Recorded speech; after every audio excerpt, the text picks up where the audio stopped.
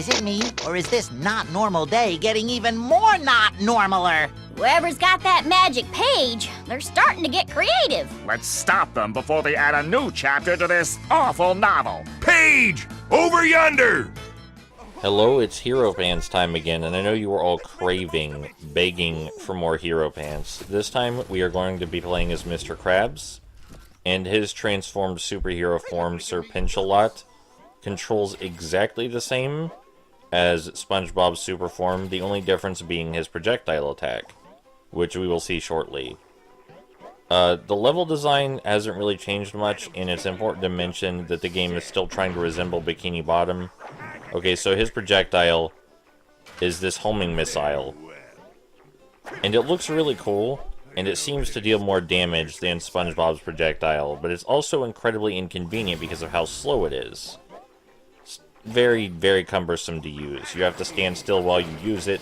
It fires slowly, it can't be upgraded to fire faster, and I can't think of a situation where an enemy would be formidable enough that you'd want to use it, even though it does increase damage. When I first started playing this game, my first pick for a playable character was Mr. Krabs, because I just like playing as Mr. Krabs in any situation where that's possible. And I thought the homing pincers were cool at first. They look cool, and it's fun that they home in on enemies and deal more damage. But, oh, here's some Simon Says. Do you like Simon Says? Here's a Simon Says button puzzle. It's quite magical. Right there, we've solved it. That's as complex as the puzzles get. Anyway, my first pick when I started playing the game was Mr. Krabs, and at first I thought his homing pincers were cool, but then I quickly realized they had no practical functionality whatsoever, and the only reason to use them would be if you thought they looked cool. That's the only reason. The nasty patties are so much better, it's laughable, and there's no reason you can't just spam the melee attack or use the ground slam instead. Both are much better options than the homing pincers. Anyway, we're in prehistory now, but the important thing to remember is that this is still supposed to be Bikini Bottom, so some of the scenery and some of the warlike aesthetic is still left over. Like, there's still some war stuff just hanging around. There's gonna be missiles and craters and junk just kind of floating around from the previous world. And I'm not sure it's fair to call this lazy or bad, because it's still supposed to be Bikini Bottom. It's just they added the prehistory aesthetic on top of the Warzone aesthetic. And that seems intentional. But, you know, I can see why some people would think that's kind of lazy. Like, they really should have changed the scenery a bit more. But I guess the final world changes the scenery quite a lot. So an unfortunate thing about playing Hero Pants right now is that recently I've been playing a really, really good children's game from what I think is the best children's video game series ever made, that being Skylanders. And specifically I was playing my favorite Skylanders game, Skylanders Swap Force. Now, Swap Force in particular has a lot more 3D platforming than the other games in the Skylanders series. It's a full-on 3D platforming action-adventure, while the other Skylanders games were sort of like Gauntlet sort of games, you know, action RPGs with a lot of combat focus. Swap Force is more 3D platformer with some combat in it. And the reason I bring up Swap Force is because playing it alongside Hero Pants, it's kind of depressing how much better Swap Force's platforming is in spite of it having fewer mechanics. Swap Force has a single jump. It's a very small jump. It's a very weighty jump. The characters feel really heavy, but the design of the platforming in Swap Force is so much better than in Hero Pants. It's utterly laughable. And Hero Pants has more platforming than Swap Force. It is a platformer. Most of this game is jumping. This game you're seeing right here, most of it's jumping. But the jumping is so much worse. And there are so many reasons it's so much worse. One of the reasons that I underestimated was the animation. The animation for jumping in Swap Force is really good. Each character has a unique jumping animation, and the Swap Force characters in particular have really good jumping animations that make each character feel unique. Even if they don't actually control differently, all of their jump arcs feel unique. It's a nice bit of trickery. Like, one of the characters may do a front flip when they jump, for example, and the animation in Skylanders Swap Force is AAA quality, as is probably expected, considering how much money they put into it. So, seeing the jumping animation for that game, it contributes significantly to the satisfaction of jumping. And I didn't really get how much the animation of jumping factored into the satisfaction, but that probably explains a lot. Because looking back now, I seem to enjoy 3D platformers with more expressive jumping animations than ones without expressive jumping animations. That's not like the determining factor, but that's one of the biggest reasons that Swap Force has been more satisfying in terms of platforming. Another reason is that they adequately explore the mechanics given to them. Again, only a single jump. They only use single jumps for the platforming. There's some bounce pads here and there, but they're sparely used. Like, they're only used either where necessary or for a unique gimmick involving a minigame or secret area. But for the most part, it's just single jump platforming. And they do so much more to explore single jump platforming than Hero Pants does to explore double jump platforming.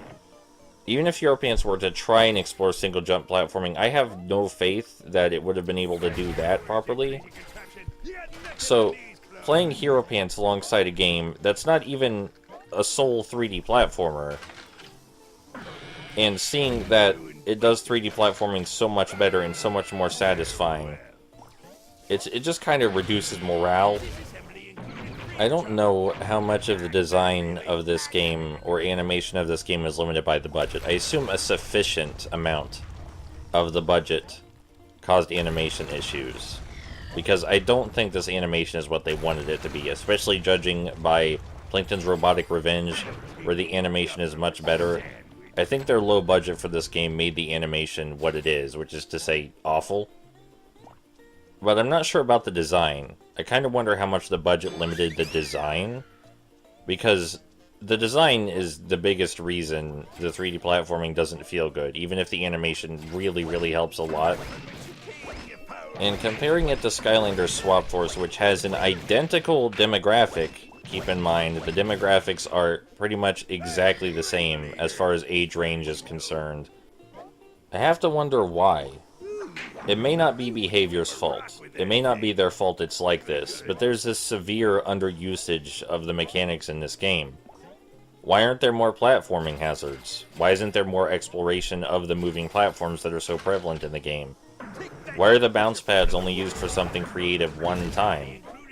Like, if you want an example of the difference between Swap Forces and Hero Pants' platforming, there's one section up ahead that's much closer to Swap Force's style of platforming, where they actually explore the mechanics given to them in a simple fashion that children can understand and easily complete, but is still entertaining for adults. And I kind of wonder, like, maybe they should have done more of that, but maybe they didn't have the option. Like, maybe that legitimately was not an option. Maybe they just couldn't do it. I don't know how much budget affects game design, so I'm in the dark here. It's entirely plausible that if they had a better budget and were working with an engine they were more familiar with, or got to make their own engine, then they would have included more platforming, like the single good platforming section up ahead. But it's just impossible to tell. I'm really hesitant to place the blame on Behaviour, though, because even the platforming in Plankton's Robotic Revenge, which barely has any platforming, I don't think we've even seen it yet. I don't think we've even seen the platforming in Plankton's Robotic Revenge yet. Even the minimal platforming in that game is better than the platforming in this game. So it's just such a bizarre situation to be in. Here's the good platforming I was talking about. So there are ledges over there, and we need to use this bounce pad to get to those ledges, and we have to time our jump on this bounce pad just right to angle ourselves up to these ledges. It requires timing. It makes unique usage of the bounce pad mechanic. The physics for the bounce pad feel appropriately cartoonish and exaggerated, and it's really satisfying to stick the landing. If you stick it just right, you can even land on the button perfectly. I really like this arcadey approach to how bounce pads work. And Swap Force does this a lot with its bounce pads. They don't use bounce pads too much, but they use them in situations like this. There's a lot of secret areas similar to this where bounce pads are used in similar ways for various gimmicks or ideas. I hope you enjoyed the best platforming section in the game because it's over now. That was it. It feels bad. It feels bad that I can point that out, that I can, like that specific bounce pad section we just did, it feels bad that I can look at that and go, hey, that's like platforming from a good game. One that I've played recently. I could be doing that instead. But again, I think it's important to experience Hero Pants because its design is just so bizarrely nothingness that it needs to be preserved. It may be more tempting and interesting to preserve, you know, actually good games. And most of the games I play, I want to stress again, most of the games I play on the channel are games I love a lot. Like, if you look at all the playlists on my channel, most of the games I play are games I absolutely adore. But sometimes there are bad games that need to be shared, or mediocre games that need to be shared. This is a bad game that needs to be shared, because the design is... I don't want to say stale, but it's kind of musty. Kind of feels like should have been, like, clothes that should have been washed a little bit before you put them on. And it makes for an incredibly interesting comparison piece to other games. For example, in the last Plankton's Robotic Revenge video, I talked about how the game design was really solid, the enemy placement was great, what needed fixed was the health. What needed fixed was the fact that your characters had way too much health, and there were way too many health chests. And if that were fixed, then the game would have good design, instead of just mediocre to okay design. That was the biggest issue. In this game, though, you can't fix it like that. Even if you lowered the health in this game so that you only needed 3 hits to die. Let's say you went that far. You lowered the hits in this game so that you only needed 3 hits to die. It would still be utterly lacking in challenge. Let's go even further. If you lowered the health in this game so that you only needed a single hit to die, still not challenging enough. You're just so overpowered. And it's not just the melee attack, it's the bounce, it's the butt slam attack. That's the biggest mitigator of challenge in this game.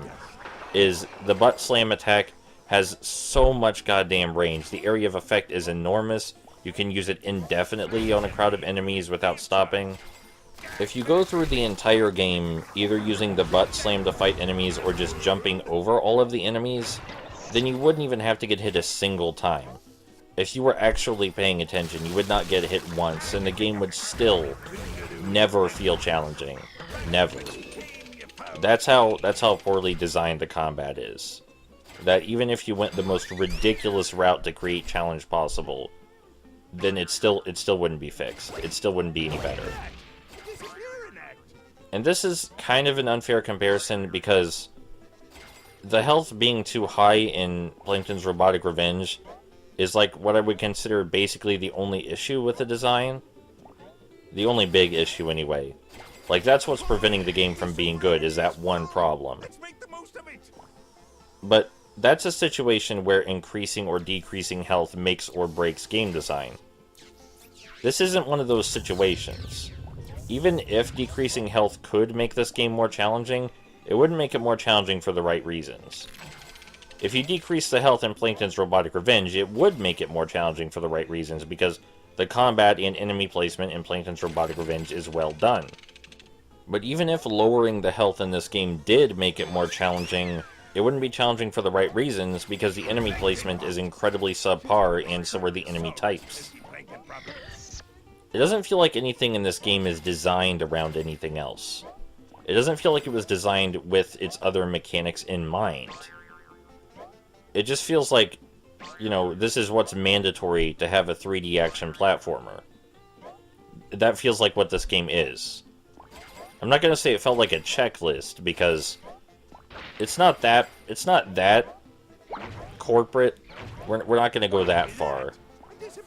But it feels like everything in this game is just here because that's what you need in a 3D action platformer.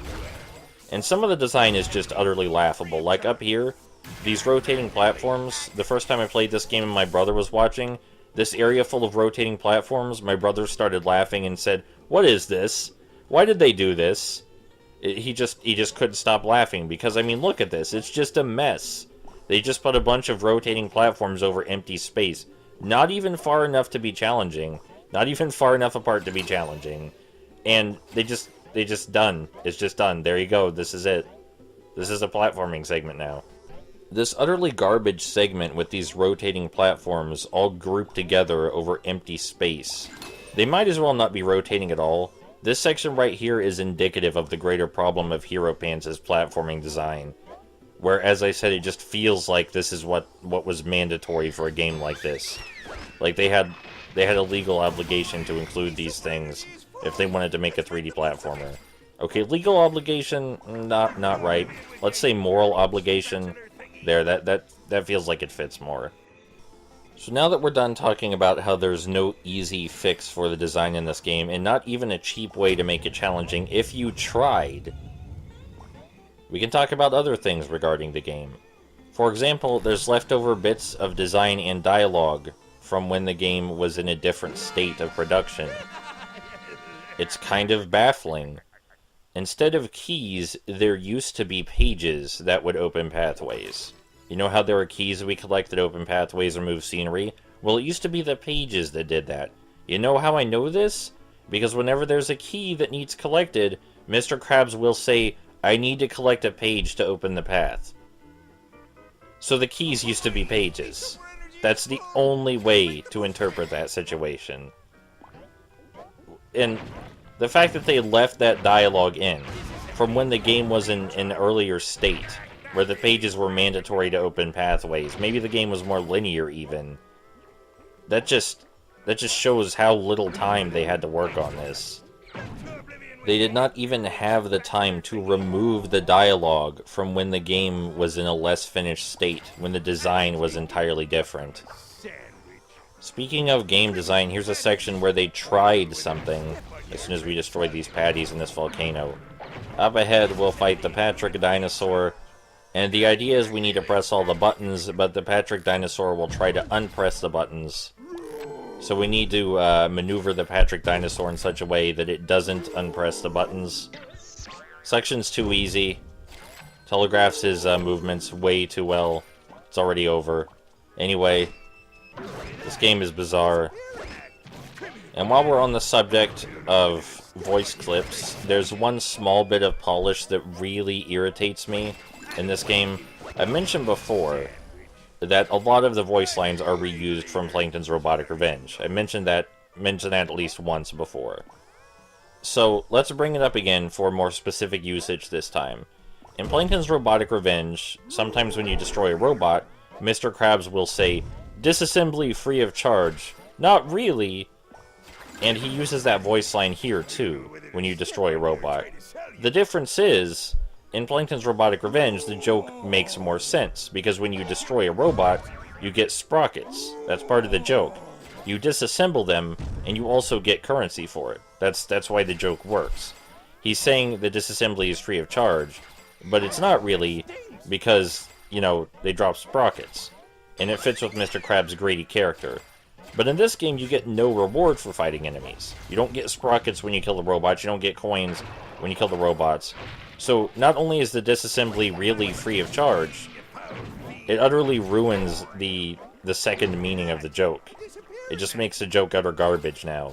The joke, instead of becoming an actual joke, is just, ha, Mr. Krabs is greedy, even though it makes no sense in this context. So, you know, what was originally a mildly creative joke that made sense in character, and was, you know, it was a little clever. It was a good idea. It's just kind of garbage now. It's utterly useless garbage. It's a bad joke now. They ruined it. It's not like Plankton's Robotic Revenge is the pinnacle of humor or writing or anything. It's not like it's a master class in writing. But it's okay. It fits with the SpongeBob atmosphere. It fits with the characters. It's enjoyable to listen to and to watch. The writing is, I mean. The cutscenes have good scripting and dialogue. The character one-liners, even though they get repeated way too much, are very appropriate. But there's only one piece of writing or dialogue I even considered remotely interesting or funny in this game, and I already pointed it out in the previous episode. I already pointed out the single bit of dialogue and writing in this game I considered worthwhile. Generally, stories in SpongeBob enhance the experience with the SpongeBob atmosphere and style. In this game, the SpongeBob atmosphere and style may as well not be there. At least in Plankton's Robotic Revenge, the cutscenes are good to watch if you like SpongeBob. Especially if you like earlier SpongeBob, since the tone fits more in line with earlier SpongeBob. But the SpongeBob license here, it does almost nothing. Almost nothing.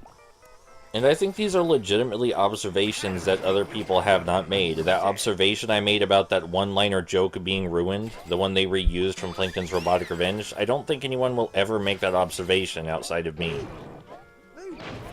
But I think it's worth making because it's such a good comparison to show how the writing between these two games, even though they're both relatively low-effort writing-wise, are so vastly different.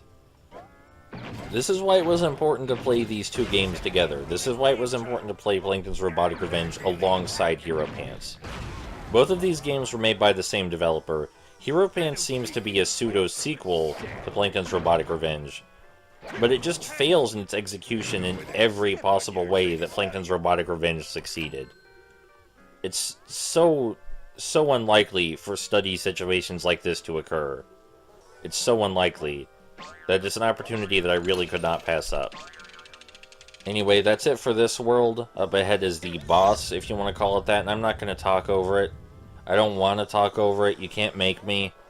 Okay? You can't.